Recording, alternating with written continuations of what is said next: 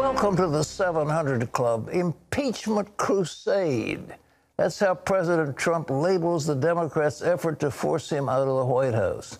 In a blistering letter, the president took Speaker Pelosi to the woodshed less than 24 hours before the official House vote. Well, how did she respond? And what did Mitch McConnell say? Charlene Aaron has a report. An historic impeachment vote is expected this evening, almost 21 years to the day that the House took action against President Bill Clinton. This time around, President Trump says he remains unfazed by what he calls a crusade against him.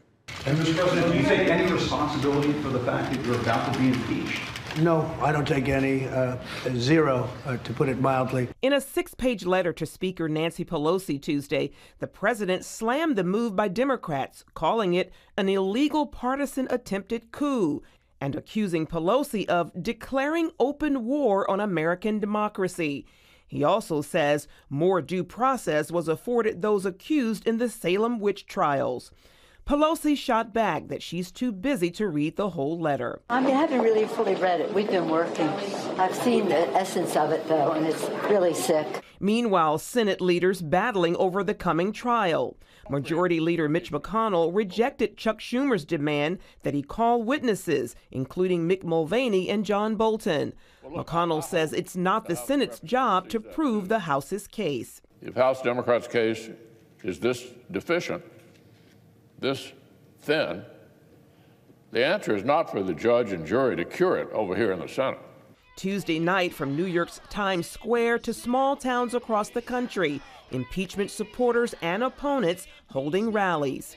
The 2 impeachment articles against the president: obstructing Congress and abusing the power of his office for personal gain, saying he pressured the president of Ukraine to investigate political rival Joe Biden.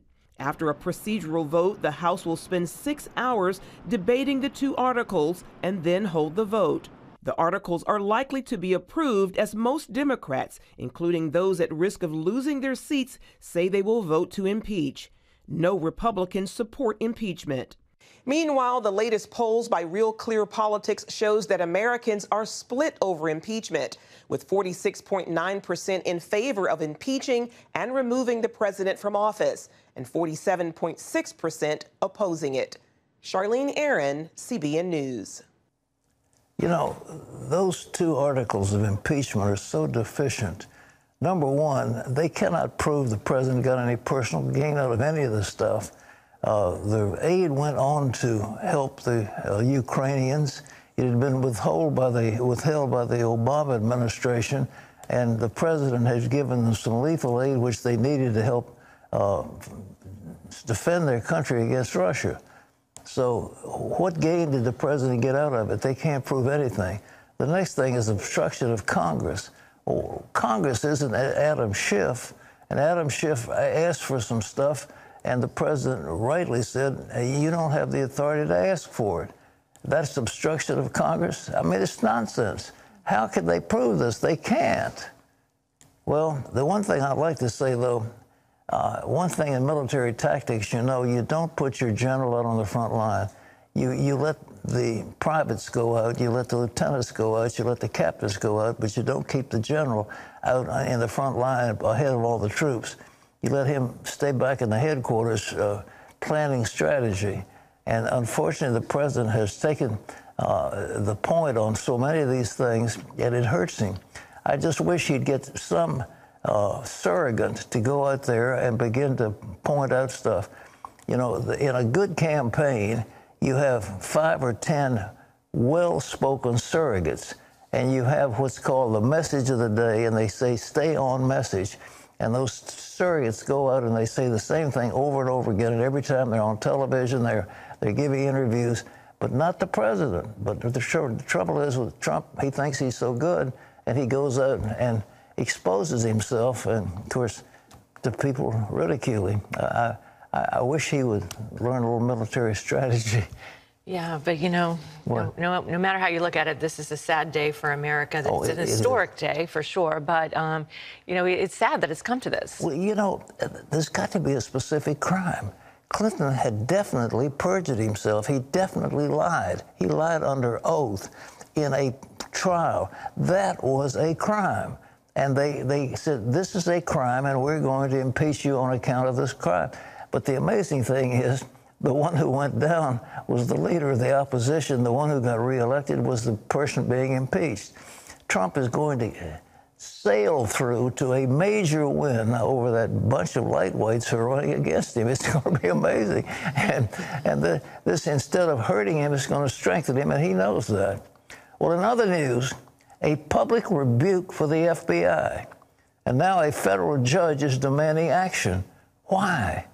John Jessup has more on that story. Pat, the judge who oversees the Foreign Intelligence Surveillance Court is ordering the FBI to explain how it will prevent misdeeds in future warrant applications. The Justice Department's Inspector General laid out abuses in the FISA process in his report last week, citing omissions and errors in applications for warrants sought in 2016 to spy on Trump campaign advisor Carter Page.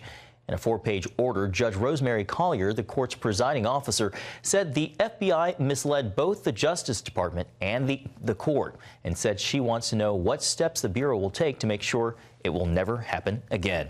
Well, in other news here in Washington, the White House is expected to announce this week the withdrawal of thousands of U.S. troops from Afghanistan. It is the longest-running war in American history.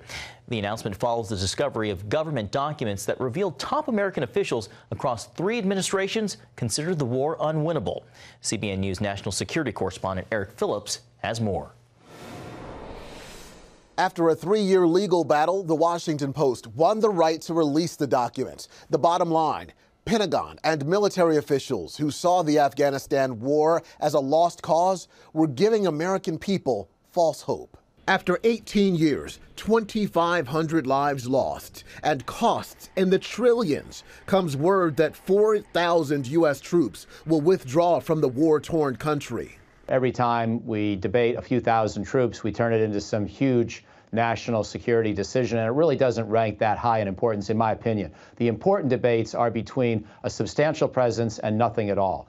A sentiment underscored by Defense Secretary Mark Esper to the House Armed Services Committee. We have an important counterterrorism mission in Afghanistan. That means that we got to make sure that Afghanistan never becomes, again, a safe haven for terrorists can strike the United States.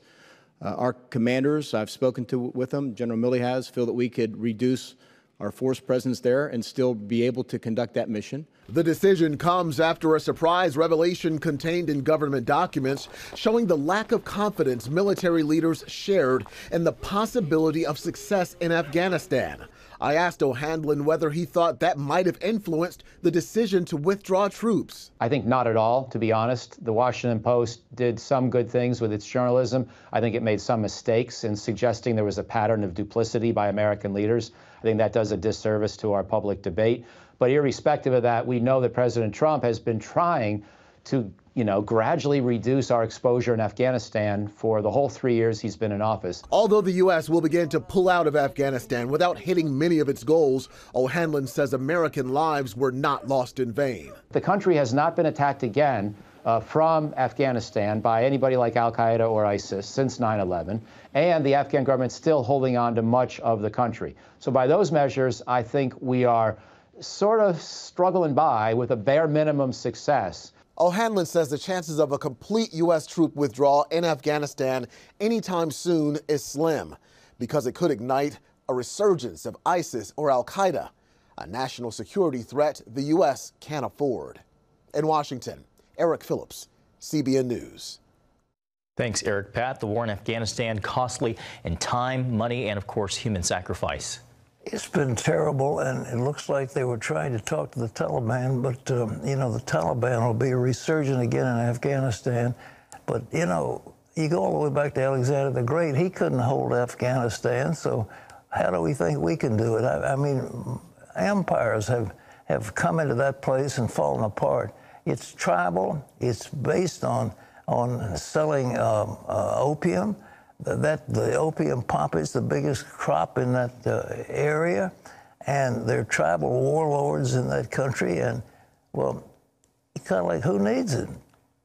Why should we sacrifice American young lives, young men and women, for that abandoned piece of land. Of course, the problem is now rising up in Pakistan, where across the border there's some really serious stuff.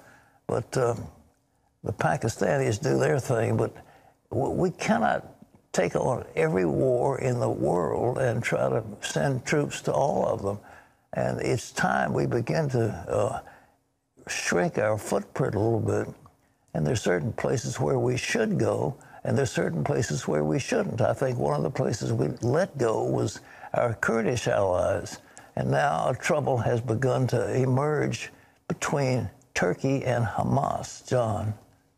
That's right, Pat. New reporting out now of Hamas and Turkey in a silent partnership gaining up on Israel.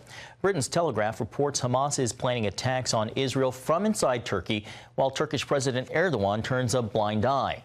The article quotes transcripts of Israeli police interrogations saying senior Hamas operatives are finding safe haven in Istanbul to plot their attacks, including an attempted assassination of the mayor of Jerusalem. President Erdogan said his country will continue to support, quote, our brothers in Palestine. Well, back here at home, 'tis the season for holiday shopping. Consumer confidence and financial markets are soaring to record highs. But what's behind the good economic news, and how long will it last? Gary Lane has the report. Financial markets globally and here at home are looking up. The Dow, S&P 500, and NASDAQ hit record closing highs Tuesday as a stock rally extended into 5 straight sessions. Analysts point to good news on the trade front. Last week, the House approving the president's trade agreement with Mexico and Canada. This week, the U.S. and China reaching a deal in the first phase of an ongoing contentious trade negotiation. That news calmed jittery investors anxious about the future. The markets have really improved since there was a tentative deal rumored and now announced. China is our largest single country trading partner, so reducing uncertainty with China will improve the economic growth overall because of exports to China. White House economic advisor Larry Kudlow says the agreement is all about economic growth and securing a healthy economy in 2020. We are going to double U.S. exports. The positive effects on economic growth in this country cannot be exaggerated. That's why I keep calling this growth year, and that's why I think in addition to lowering the tempers and putting some more certainty into it, I think you're going to get a very good business year out of this. Another factor affecting global markets, the Conservative Party's huge win in the parliamentary elections, virtually ending all doubt that Britain will withdraw from the European Union.